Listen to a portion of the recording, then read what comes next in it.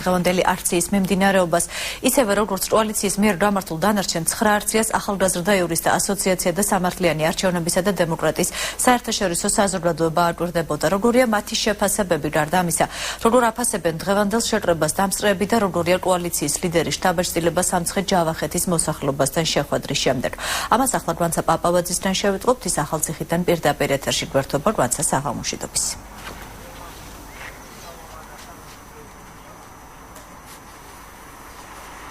შეკრების დასრულების შემდეგ კოალიცია ქართული ოცნების ლიდერმა ბიძინა ივანიშვილმა აქცია შეაფასა.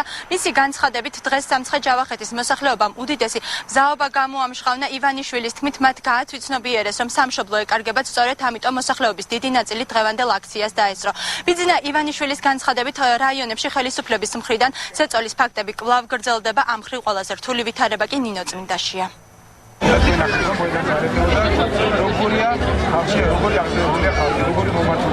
როგორი ნიჭერები ვართ ქართველები, როგორ გავაცნობიერეთ ყველა, რომ სამშობლო გვეკარგება და როგორი მზაობა საქართველოს ყველა მოქალაქეს.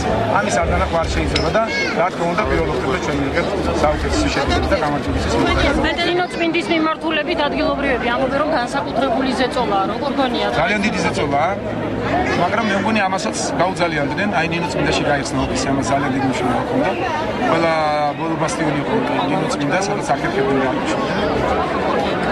ძალიან მომართულები არიან იქაც.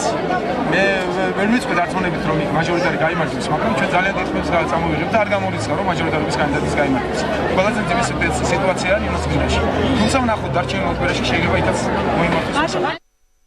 აქციას ტრადიციულად ახალგაზრდა იურისტთა ასოციაციის წარმომადგენლები აკვირდებოდნენ. მათი განცხადებით, დღევანდელმაც ისევე როგორც სხვა აქციებმაც მშვიდობიანად ყოველგვარი დარღვევების გარეშე ჩაიარა.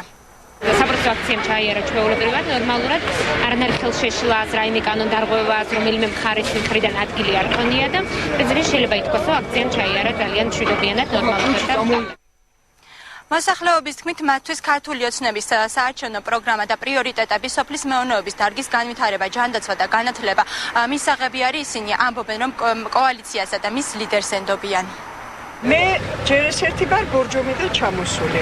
მოვედი იმისი გულისთვის, რომ ივანიშვილის მწამს საკუთარ თავზე მეტად და მისი რასაც კი ეხება ეს ჯანდაცვა თუ განათლება თუ რაც არის, აბსოლუტურად ყველაფერს შეასრულებს. თავარი ისა ეს რომ ნახდათ ახალგაზრდებს უნდა ქონდეთ კარგი განათლება და ჯანდაცვა აუცილებელია.